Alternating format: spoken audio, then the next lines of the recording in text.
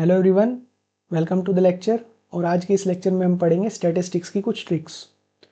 तो मैं आपके लिए यहाँ पे टेबल बना के लाया हूँ। तो इस टेबल को समझते हैं, उसके बाद हम क्वेश्चन सॉल्व करेंगे तो हमें समझ आएगा कि यहाँ पे हो क्या रहा है। तो जैसा कि हम जानते हैं कि हमारे पास स्टैटिस्टिक्स में ये हमारे पास 6 पैरामीटर्स है। जैसा कि आप देख सकते हैं, मीन, मीडियन, मोड, वेरिएंस और एसडी। एसडी का मतलब है स्टैंडर्ड डेविएशन। और यहाँ पे जो एक सी, कोफिशिएंट ऑफ कोरिलेशन। जहाँ जहाँ पे डी लिखा है उसका मतलब है डिपेंडेंट, और जहाँ जहाँ पे एन डी लिखा है उसका मतलब है नॉट डिपेंडेंट। तो ये यहाँ पे एन डी लिखा है, इसका मतलब है नॉट डिपेंडेंट, और जहाँ लिखा है डी यानी कि उसका मतलब है डिपेंडेंट। तो मीन चेंज ऑफ ओरिजिन पे डिपेंड करता है, और क्या होगा, ओल्ड प्लस माइनस ए होगा। तो इसका कॉन्टेक्स्ट एक बार आपको समझा देता हूँ। इसमें कहना ये चाह रहा है कि क्वेश्चन इस तरीके से बनेगा कि कुछ ऑब्जर्वेशन दी गई होगी और उसमें हमें उसका कुछ मीन दिया गया होगा। अब हमें क्या कहेगा कि उन ऑब्जर्वेशन में हमें एक पर्टिकुलर नंबर ऐड करना है या सब्ट्रैक्ट करना है, तो नया मीन क्या होगा। तो इस तरीके से बात कही गई होगी, तो हमें क्या करना होगा, ओल्ड ओल्ड यानी कि ओल्ड मीन जो हमारे पास है उसको हम प्लस माइनस ए कर देंगे। यानी कि या अगर हमें वो नंबर ऐड करने के लिए कहा गया होगा तो हम उसे मीन में ऐड कर देंगे, अगर वो हमें सब्ट्रैक्ट करने के लिए कहा गया होगा तो हम उसको सब्ट्रैक्ट कर देंगे, तो हमारा नया मीन निकल के आ जाएगा। आई होप ये बात आपको समझ आई।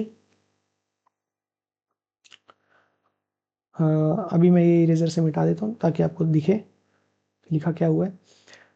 तो हम क्वेश्चन सॉल्व करते हैं, उसके बाद हमें समझ आएगा। इसी तरीके से जितना भी ये टेबल में लिखा हुआ है कि मीन चेंज ऑफ स्केल पे डिपेंड करेगा, यानी कि हमें कोई नंबर अगर ऑब्जर्वेशन में मल्टीप्लाई करने के लिए कहा जाएगा और कहा जाएगा कि भाई नया मीन बताओ, तो नया मीन इस तरीके से निकालेंगे। ऐसे ही मीडियन मीडियन हमारा चेंज ऑफ ओरिजिन पे डिपेंड करता है और चेंज ऑफ स्केल पे भी डिपेंड करता है। मोड हमारा चेंज ऑफ ओरिजिन पे डिपेंड करता है और चेंज ऑफ स्केल पे भी डिपेंड करता है। और ये सब इनके फॉर्मूले हैं कि ए मल्टीप्लाई ओल्ड और ए प्लस माइनस ओल्ड। इस तरीके से वेरिएंस देख सकते हैं। वेरिएंस के बाद standard deviation, coefficient of correlation कोई भी चेंज ऑफ ओरिजिन पे डिपेंड नहीं करता है। वहीं पे वेरिएंस और स्टैंडर्ड डेविएशन सिर्फ और सिर्फ चेंज ऑफ स्केल पे डिपेंड करते हैं, और उनका फॉर्मूला क्या होता है, वेरिएंस में ही सिर्फ ए स्क्वायर है जब हमारा चेंज ऑफ स्केल की बात की गई होगी। तो क्वेश्चन करके देख लेते हैं तो हमें ज़्यादा समझ आएगा। जैसे देख सकते हैं, पहला क्वेश्चन है, the variance of observation is 5 if each observation is multiplied by 3 then what is new variance. तो यहाँ पे कह रहा है कि जो हमारे पास ओल्ड वेरिएंस है, ओल्ड वेरिएंस वो हमारे पास 5 है, और जो ऑब्जर्वेशन है उसको मल्टीप्लाई किया गया है 3 के साथ। तो ए हमारा क्या है, 3। तो मल्टीप्लिकेशन की बात की गई है, यानी कि चेंज ऑफ स्केल की बात की गई है। तो चेंज ऑफ स्केल के लिए हमारे पास ये वाला फॉर्मूला है जिसमें ए स्क्वायर इंटू ओल्ड हो रहा है। तो हमारा न्यू वेरिएंस क्या आएगा, new variance equals a square into old variance, old variance.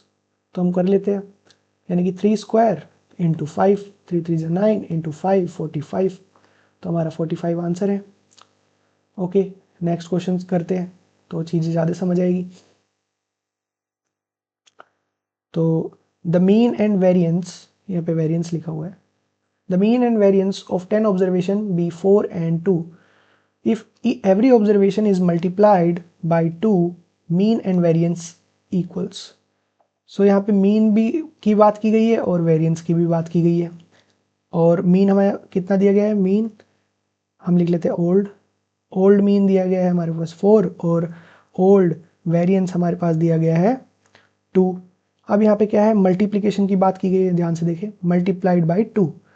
तो मल्टीप्लिकेशन के लिए हमारे पास टेबल में देखें तो मीन में हमारा सिर्फ ए मल्टीप्लाई होता है और वेरिएंस में हमारा ए स्क्वायर के साथ मल्टीप्लाई होता है। तो मीन के लिए हम क्या करेंगे, ए हमारा कितना है, ए यहाँ लिख लेते हैं, ए इक्वल्स टू 2 है। तो जो हमारा न्यू मीन आएगा, न्यू मीन आएगा वो हमारा 2 के साथ मल्टीप्लाई हो जाएगा ओल्ड मीन। तो इसका आंसर आ गया 8। और हमारा जो न्यू वेरिएंस आएगा वो क्या होगा, a square into old mean. Old mean कितना है, 2। तो 4 2 जा 8, ये भी 8 है। तो दोनों ही हमारे 8 8 आए, इसका ऑप्शन नंबर सी।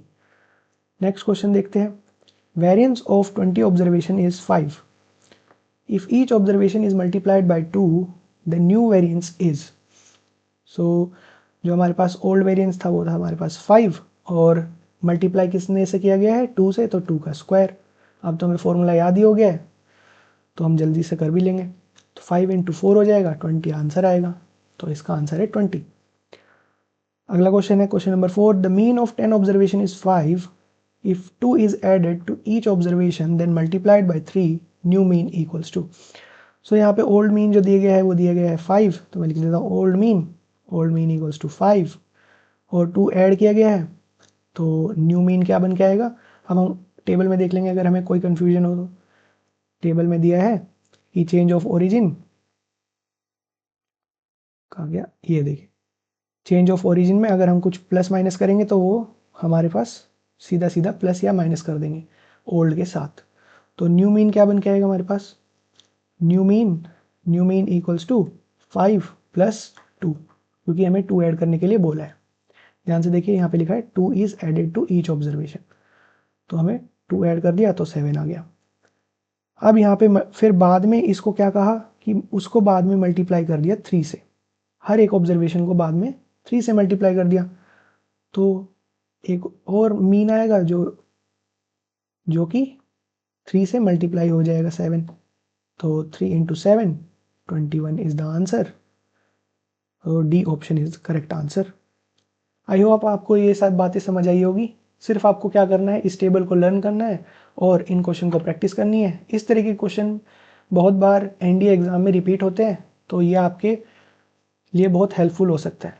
तो आपको ये टेबल याद कर लेनी चाहिए और मिलते हैं हम नेक्स्ट लेक्चर में। Thank you.